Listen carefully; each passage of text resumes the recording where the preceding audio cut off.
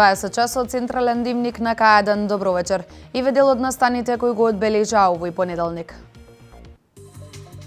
150.000 нови работни места креирани изминатите 10 години преку економските проекти на ВМРО-ДПМН. Се гради преку 142 километри нов автопат, 800 милиони евра вложени за инфраструктура, изјави Мисајловски. Со велосипедски крос-тур де Велес одбележан денот на екологијата.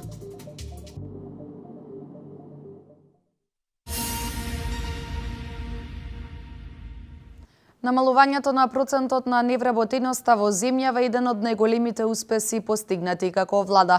Ова на вчерашното презентирање на отчетот на ВМРО-ДПМН го потенцираше председателот на партијата Никола Груевски. Креираните 150.000 работни места во последниот период се резултат на правилните владини економски политики, смета вице-премиерот Ставрески. Најголем успех како влада е намалувањето на процентот на невработеноста во Македонија.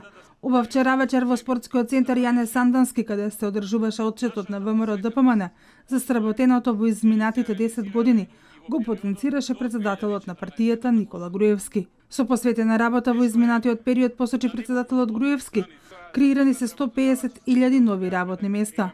Од 560.000 вработени денес бројката се искачи над 710.000 вработени, рече Груевски. Ова според вице-премиерот Зоран Ставревски се должи на правилните владини економски политики. Нискиот данок е причина Македонија од 2007 до 2015 година со по 3% економски раст да има четврти најдобар резултат во Европа. На фирмите им помагавме и кога им беше најтешко. Значи кога фати светската криза, преку политиките што ги водевме, преку 4 антикризни пакети помогнавме во Република Македонија да обстанат фирмите и да не се затварат работни места. Тогаш помогнавме и со простување на долгови, репрограм на обврските, помош преку директни кредити и слично. И тука сакам да ја спомнам и кредитната линија на ефтините кредити од Европската инвестицијска банка, што навремено ја земавме и која што со 350 милиони евра заврши кај македонските фирми, од кои 102 милиони евра од 2014 до денеска. Значи, од последните избори до денес, 102 милиони евра само преку оваа кредитна линија завршија кај 572 македонски компании. Поволните услови за водење на бизнис се причина Македонија да биде земја во која во последните 10 години 2,6 милиони евра вложиле странските инвеститори. Вице-премиерот Владимир Пешевски вели дека вкупниот број на гринфилд инвестиции се 49, и тоа во категоријата големи. Тука спаѓаат Дрекселмар и Маркарт, инвестиции на чие привлекување работеше министерот Веле Самак. Маркарт инвестиции од 35 милиони евра веќе имаат скоро 200 вработени. На план се за година и пол да го пополнат тој капацитет. Ванхул исто така имаат скоро 800 вработени и тоа не ја сметам во тој дел на експанзија која најавија, значи тие го дуплираат бројот на вработени кои првично го планираат од 400 луѓе. Леар е исто така значање бидејќи не само е прва поголема во Тетовскиот регион, но и покажа доверба точно во екот на политичката криза минатата година да потпиши договор, да донеси одлука и да ги почне тие активности. Моментално се околу 200 лица вработени таму во Браунфилд, Гринфилдот активно се финишира и треба да имаат околу 1000 луѓе до крајот на ова година. И на крајот да резимирам една бројка која што е доста важна бидејќи гледаме понекогаш и опозицијски аналитичари, портали пробаат некако да го минимизираат овој ефект од странските инвестиции.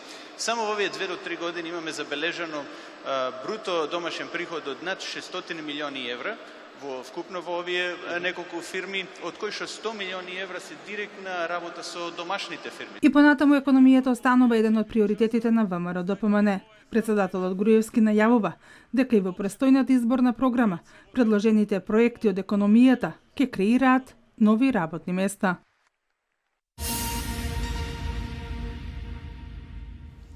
Во Центарот за вработување во Кавадарци се одржаа отворени денови со Агенцијата за вработување на Република Македонија.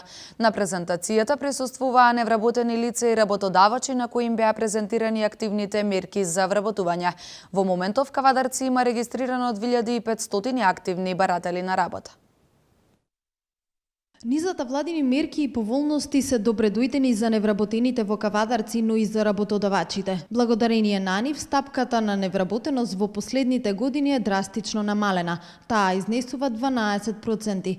Денеска пред кавадарчани беа презентирани поволните мерки и програми за вработување. Агенцијата за вработување е една од основната активно што ја прави, тоа е и промоција на програмите и мерките за вработување и услугите кои се на пазарот на трудот што ги нудиме како дел од оперативниот план за тековната година кој го носи владата на Република Македонија. Се со цел на директен начин и на попластичен начин да им ги доближиме овие програми и мерки како и услуги. Значи, затоа ги правиме овие средби, овие отворени денови. Годинава буквално во секоја општина, значи ја направивме таа промоција. На денешната средба присуствуваа 4 целни групи, и тоа млади до 29 години, од 20 до 35 и од 35 до 50 години, како и работодавачи. Неискористена мерка во Кавадарци е мерката за самовработување, преку која се вработиле 400 лица. Со цел што подалеку да се слушнат овие мерки, да дојде до секој човечко уво. Самовработување мислам дека е едно од најискористените, али во делот на невработеното сметам дека моментално негде 12-13%, што сметам на републичко ниво, ако не сме први, меѓу првите сме. Во сите овие години има негде околу 2500. Значи, зборуваме од 2007 до денес. Од 12.000 невработени, сега се регистрирани само од 2.500 активни баратели на работа, благодарение на поволните програми кои ги нуди Агенцијата за вработување. Секој пат сум кажал дека технички дисциплини се недостаток. Значи електромашинските не гледам другите, за разлика од останатите општествени науки, кога зборуваме за високообразовни кадар, додека истото важи и за понискиот кадар, мислам за работници.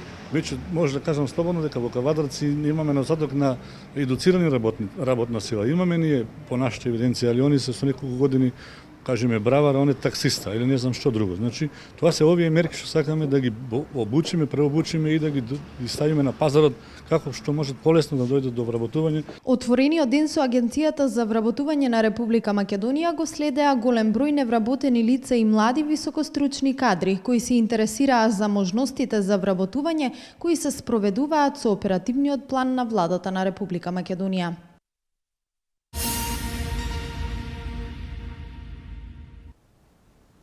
Македонија во моментов е едно големо градилиште. Се гради преку 142 километри нов автопат, а 800 милиони евра се вложени директно во инфраструктурата.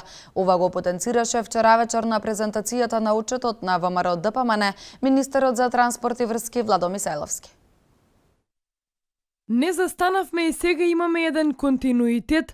Успеавме да изградиме и реконструираме над 510 километри регионални патишта и над 700 километри локална патна мрежа. Ова го изјави председателот на ВМРО ДПМН Никола Груевски при презентацијата на отчетот и се она што е направено во изминатите 10 години.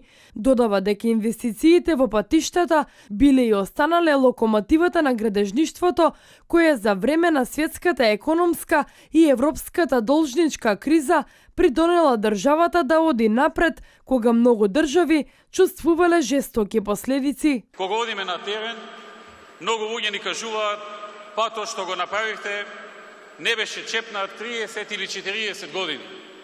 Тоа е сега значајна предност за нив. Инвестициите во инфраструктурата обезбедија работа за многу семејства, но и работа за градешните компании. Подеднакво се посветивме и на изградбата на автопатите. Во моментот се градат 3 нови автопати, но и многу се реконструираат. Се градат и водоводни мрежи, канализацијски мрежи, некои се завршија, некои се во тек на градба. Македонија во моментов е едно големо градилиште, потенцира министерот за транспорт и врски Владо Мисајловски.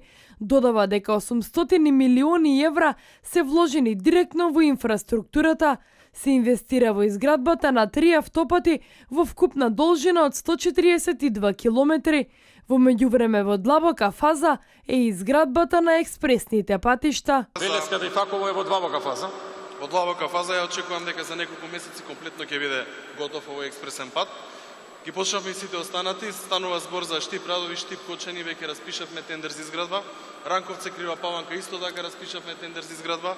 Прилеп Градско веќе потпишавме договор за градба и очекувам наредните месеци дека официјално и на терен ќе почнеме со градба. Ни останува уште последниот експресен пат Охрид Пештани, кој очекувам дека до крајот на оваа година ќе го почнеме со градба или од прилика преку 164 километри, инвестиција од преку 330 милиони евра директно у патната инфраструктура. Освен патниот сообраќај, Мисајловски го нагласи напредокот во авио, но и во железничкиот сообраќај. Ако во 2005 имало 15, денеска на граѓаните на располагање им се 35 редовни авиолинии со достапни цени и дестинации. Во меѓувреме, после 38 години направени се обновувања на железницата со набавка на 150 нови товарни вагони и 6 нови патнички композиции.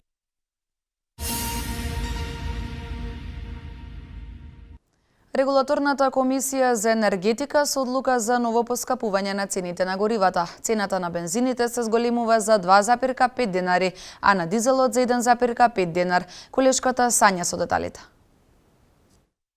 Од вечерва ново поскапување на горивата. Регулаторната комисија за енергетика објави дека цената на бензините се зголемува за 2,5 денари, дизелот за 1,5 денар. Со одлуката се врши зголемување на рафинериските и на малопродажните цени на нафтените деривати за 7,85, односно за 4,43%. Новата малопродажна цена на Евросупер БС 95 изнесува 60,50 денари, а на Евросупер БС 98 62,50 денари за литар. Евродизел ќе се продава за 45 денари, додека екстра лесното масло за домаќинство за 33,50 денари за литар. Со одлуката на регулаторната комисија за енергетика се зголемува и малопродажната цена на мазутот, а новата цена ќе изнесува 16,837 денари за килограм. Зголемувањето на малопродажните цени на нафтените деривати се должи на повисоката просечна цена на суровата нафта на светскиот пазар во изминатите 14 дена и за 1,408% понискиот курс на доларот во однос на денарот.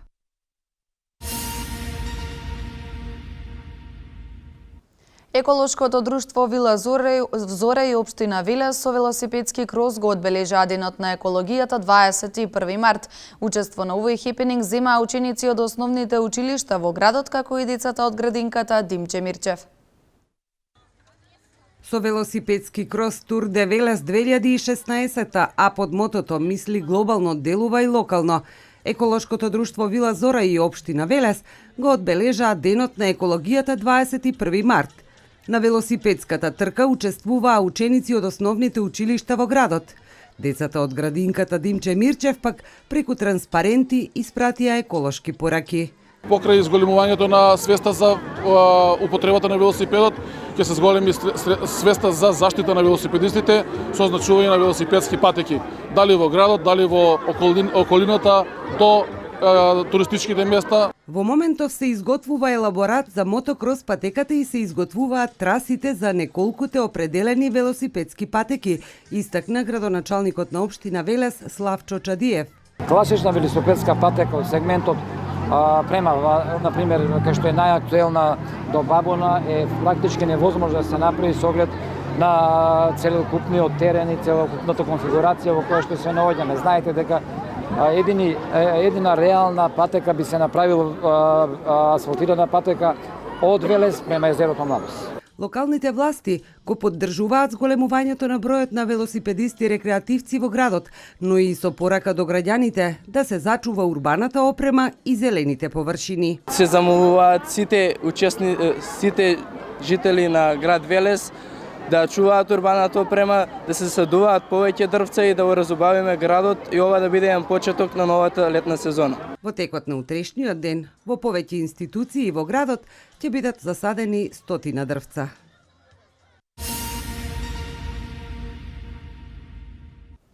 Мртво тело е пронајдено во општина Неготино. Како што информираат од секторот за внатрешни работи Велес, станува збор за 76 годишен маж. Извршен увид на лице место, а телото на починатиот ќе биде предадено на обдукција. Пронајдено е мртво тело во општина Неготино. Според информациите од секторот за внатрешни работи Велес, станува збор за 76 годишен маж кој бил пронајден во без сознание, префрлен во идна медицинска помош, каде констатирана е смрт. Според соопштените од секторот за внатрешни работи, утрово во 6 часот и 10 минути е пријавено од страна на докторот идната медицинска помош. Од страна на полициски службеници излезено на лице место, а извршен е увид и по наредба на јавен обвинител, телото на починатиот ќе биде предадено на обдукција.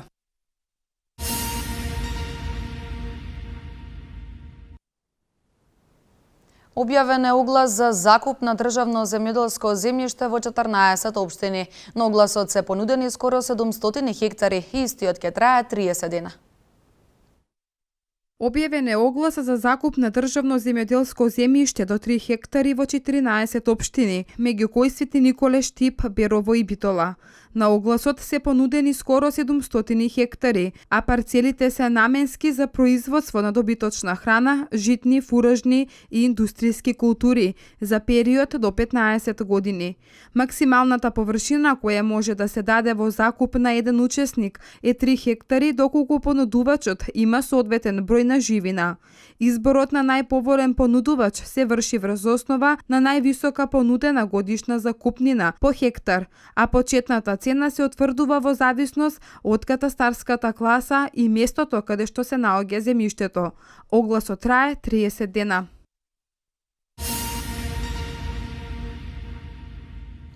Разновидност во диалог, слободен проток на идеи преку збор, креативност и иновација. Светскиот ден на поезијата е покана да се размислува за моќта на јазикот и целосен развој на креативните способности на секој човек. Локалната библиотека Гоце Делчев во соработка со клубот на писатели Коста Солев Рацин го одбележува овој ден со дарување на книга со поезија на секој оној кој ќе ја посети библиотеката. Именно со ова сакаме да дадеме еден акцент на поезијата, сакаме да дадеме еден акцент на овој вид кој што е, можам слободно да кажам, и севременски и сепросторен и кој што на некој начин го обединува човештвото денеска во овие услови во кои што екзистираме. Поезијата е практично универзален начин на комуницирање на човештвото. Поезијата е начин на искривување на формата со цел да се исправи суштината и самиот третман на поезијата е навистина специфичен затоа што таа не се занимава само со формата, туку се занимава многу повеќе и со самата суштина.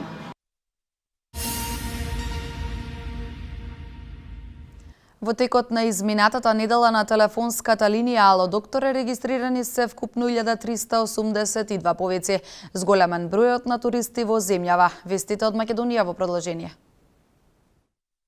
Изминатата недела од 14 март до 20 март на телефонската линија Ало докторе имало вкупно 1382 повици, известува Здравствениот дом Скопје. Од кога започна да работи телефонската линија 02 15 123. До сега имало 82.708 повици. Линијата и понатаму е достапна секој ден 24 часа, како и 25 доктори достапни за медицински совет. Јавувањата се за широк спектар за наразлична симптоматологија. Најчесто за зголемен крвен притисок, главоболки, сезонски настинки, зголемена телесна температура и совети поврзани со хронични болести. На сите лица кои побарале медицински совет на телефонската линија Ало докторе, им е дадена здравствена помош со совет и соодветна симптоматска терапија.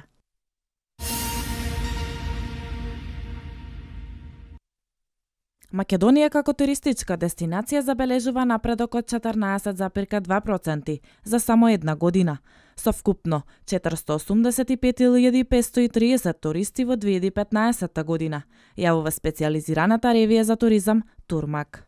Според статистиката, изминатата година во Македонија биле реализирани повеќе од 1 милион ноќевања, а земјава ја посетиле 7603 французи. Македонија за една година забележа пораст од 41,4%, додека 7603 француски посетители во Македонија оствариле 17.284 ноќевања. Од 2013 година, престојот на французите во Македонија е зголемен за 21%. Порастот на француските туристи во Македонија се должи на прогресивното македонско представување во најголемата туристичка дестинација во светот.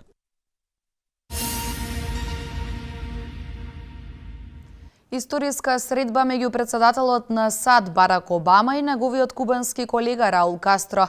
Повеќе од 600 лица ја напуштиле Франција за да станат дел од групата Исламска држава. Вести од светот. Американскиот председател Барак Обама денеска во палатата на револуцијата во Хавана се сретна со својот кубански колега Раул Кастро, пренесоа светските медиуми. Ова е трета средба помеѓу двајцата лидери од почетокот на зближувањето меѓу нивните земји на крајот на 2014 година. Во американската делегација се наоѓаа државниот секретар Џон Кери, советникот за национална безбедност Сузан Рајс и други високопозиционирани лица. Американскиот председател е под силен притисок од критичарите во САД, затоа што инсистира владата на Кастро во Куба да одобри јавно изразување на несогласност од незините политички опоненти и уште повеќе да ја отвори незината државна економија од светски тип, пренесува Танјук. Инаку Барак Обама е првиот американски председател кој ја посетува Куба по револуцијата на Фидел Кастро од 1959 година.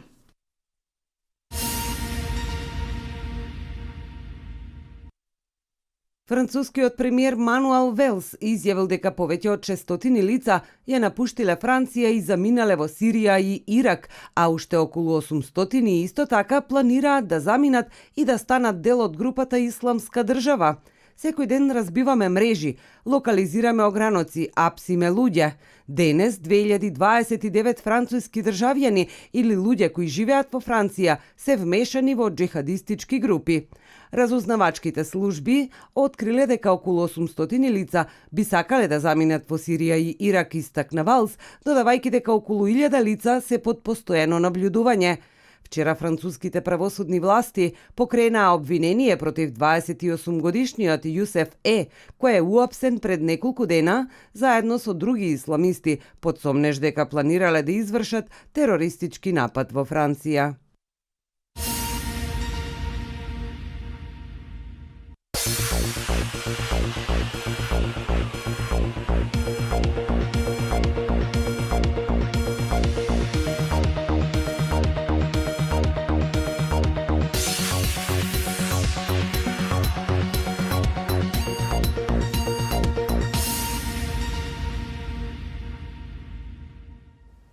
Благица Колева и Никола Станоев од џудо клубот Кожувчанка се новите македонски шампиони во џудо во пионерска, односно јуниорска категорија. Во последниот надпревар од 21-то коло МЗТ Скопје го победи тимот на Карпош Соколе со 71:63. Вести од спортот. Благица Колева и Никола Станоев од џудо клубот Кожувчанка се новите македонски шампиони во џудо во пионерска категорија. Откако на државното првенство за јуниори и јуниорки повеќе од заслужено стигнаа до првите места во своите тежински категории. Покрај Колева која триумфираше во категоријата плюс 63 килограми и Станоев кој е новиот шампион во категоријата до 81 килограм, успешен настап имаше и пионерката Марија Илиевска која го освои второто место во категоријата пионерки до 32 килограми. Од останатите представници на џудо клубот Кожувчанка, Филип Здравев, Анастазија Михајловска и Розе Милкова освоија трети места во пионерска категорија. Со освоените први места Благица Колева и Никола Станоев си обезбедија репрезентативен статус. Колев и Ангелов очекуваат листата на репрезентативци кои потекнуваат од кавадаричкиот клуб да се зголеми веќе следниот викенд, за кога е закажано државното првенство за млади пионерки и кадети.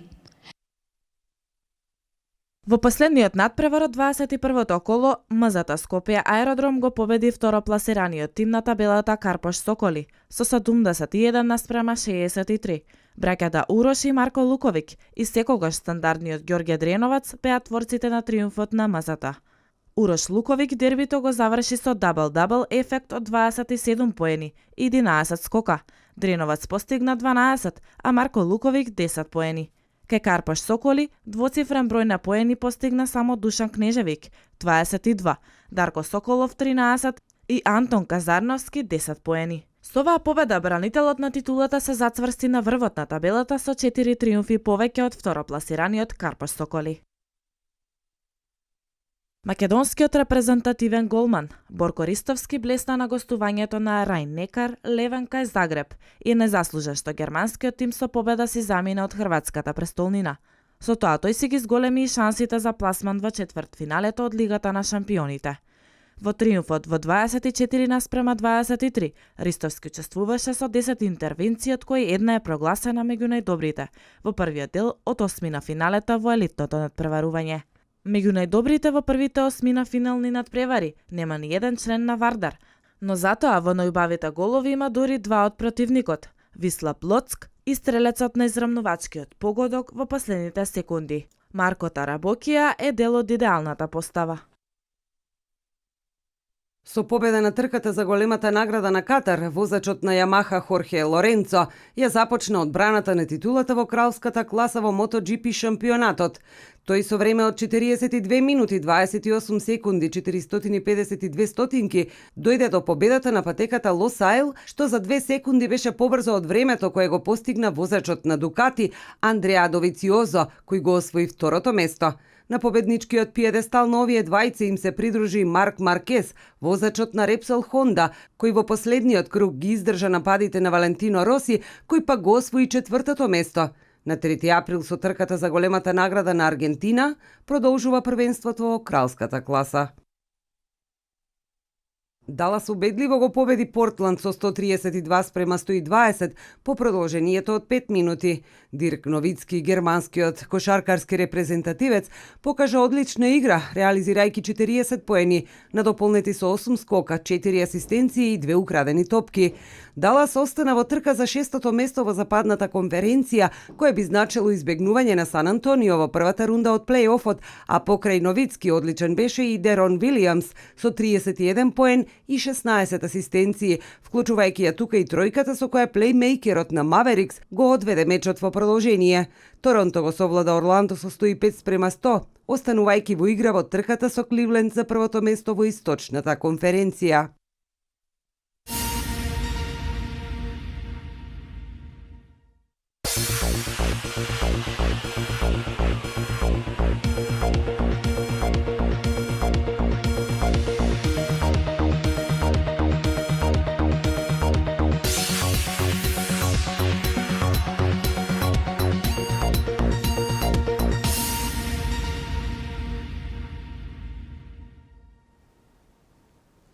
Претежно облачно време имавме денес, за утре прогнозите се сончево време и температури до 24 степени.